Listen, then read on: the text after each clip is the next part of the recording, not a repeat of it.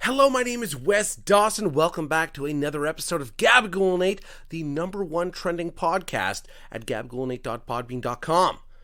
So welcome to the podcast. What a very special episode you've landed on. Now you see, I've always wanted to be either a Ghostbuster or a pro wrestler. Or a cartoonist, though the realization of what real artists can do put an end to that pretty quickly. And for the others, well, a leg injury and the utter failure of our medical system led me to the only career path better than being the skid mark scrubber at my local laundromat, a podcaster. Now, despite the international acclaim that we have received, I'm still somewhat curious why Gabagool 8 hasn't taken off a little bit more, why I haven't become recognized as an industry-leading influencer. You know, I'm out of touch with reality. I'm a vapid person driven by my own narcissistic ambitions. I can be disingenuous. You know, I can keep eating like I hate myself or shake my tits in the name of social progress. Whatever it is, I'm never shy to destroy a historical monument or exploit animals for a photo op. You know, I may not be a talentless hack, but I do have the skills to make it appear so. Either way, I've tried to combine some of these goals, and I've decided to open my first paranormal investigation and elimination services. Gabagool 8 Ghost Hunters. You know, my love of paranormal investigation began when I was a young boy. My father used to take me to the local cemetery after explaining how most ghosts like to rest about 6 feet underground in wooden boxes. He would have me dig them out. Now, you understand it would be way past my bedtime at this time, way too late for me to be out. So he'd send me home, so I couldn't stay to witness the paranormal experiences myself. But it was surely a true and successful venture, as my father seemed to be well compensated for his services. You know, he was often paid in watches, rings, oddly sometimes gold teeth. Either way, it was a cherished childhood memory and the beginning of a lifelong ambition. All right, now I would like to switch over to the audio files of my very first paranormal investigation, recorded live on location. I hope you enjoy.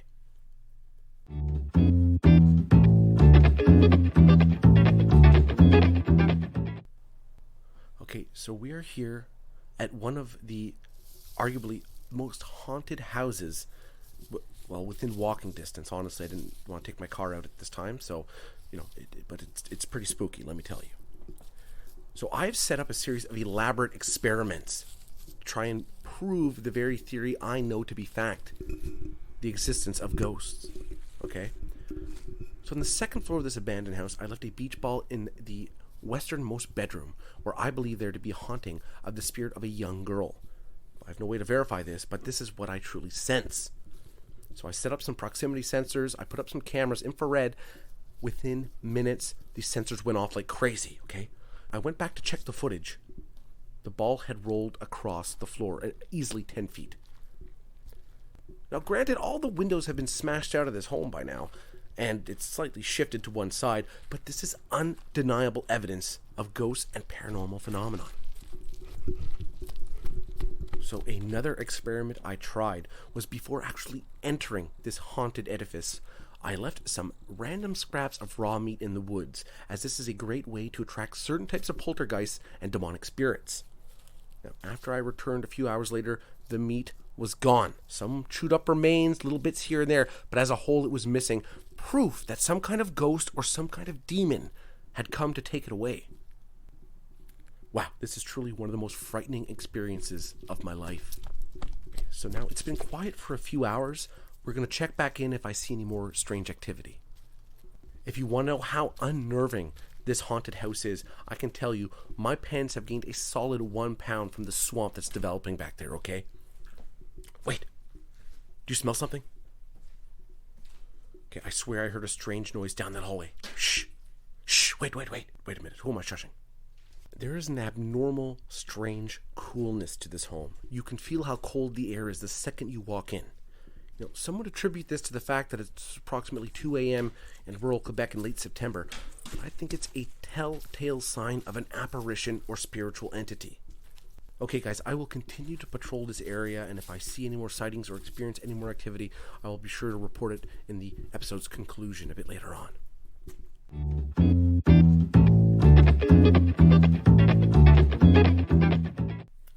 Wow, that was intense.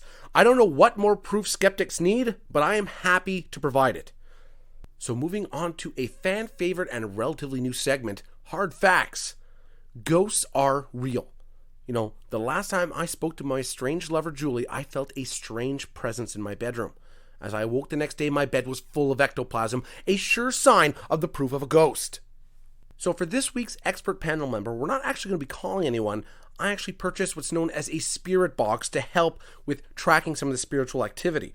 Basically, a spirit box can catch glimpses of messages from the other world. If you're looking for a more detailed explanation, Wikipedia, Google's there. Do your own damn homework, okay?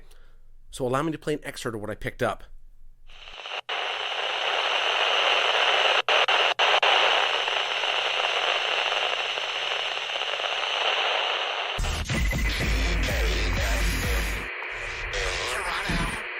Broadcasting live from the tower in downtown Toronto.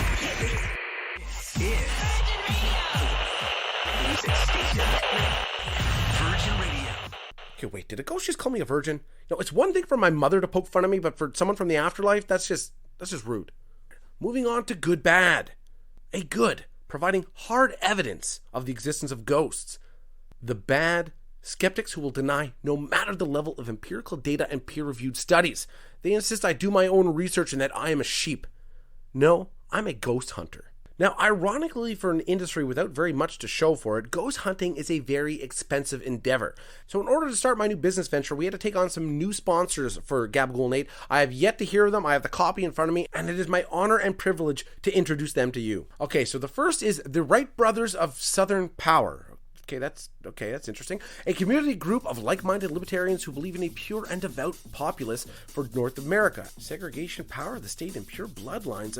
What the fuck is this? Jesus Christ, some racist hillbilly hired a 10-year-old who could read and write to prepare an ad copy? Okay, I think I have to talk to my producer about this one. Let's move on to the next. Okay, the Love in All Sizes Initiative. Okay, this is something I can get behind, I think. This sounds like one of those body positivity kind of things, like I can eat 6,000 calories a day and you can't say shit. All right, let's begin. The Love in All Sizes Initiative is a movement to normalize the scientific fact that love is not hindered by age. Okay, love is love regardless of gender, culture, or religion. Okay, this is a bit better than the last one.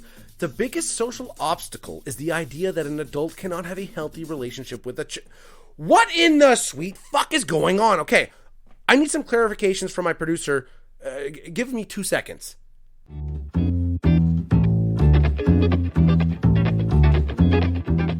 Okay. What? Where the fuck did you find these sponsors? Dark web. The dark web? Jesus Christ. I understand, YouTube is this monstrous media empire and probably as evil as smut peddlers and human traffickers, but at least their content is willing to bend over and grab their toes for corporate America or the Twitterverse, Jesus, stick with ads that we won't get sued for, and I won't have to drink myself to death for having supported. Holy Christ.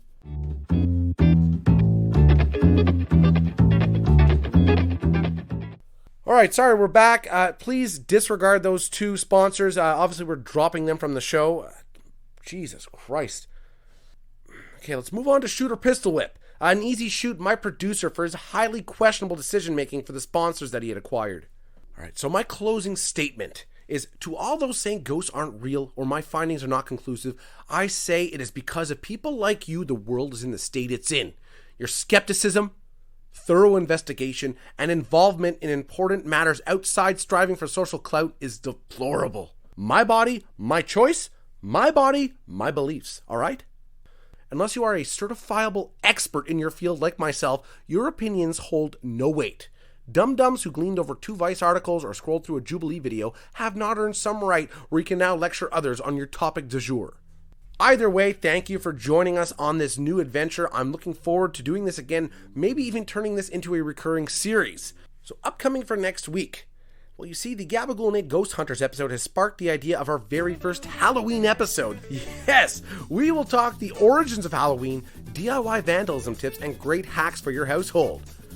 Also, are you tired of the same old harmless pranks of placing razor blades and candies to cut up small children's innards? We will shake things up during the spookiest time of the year. We will hide candies inside razor blades. Yes, that's right. We will surprise mom and dad this year with a case of early onset diabetes. So my name is Wes Dawson. This has been Gabagool and 8. Please listen, like, share, and subscribe.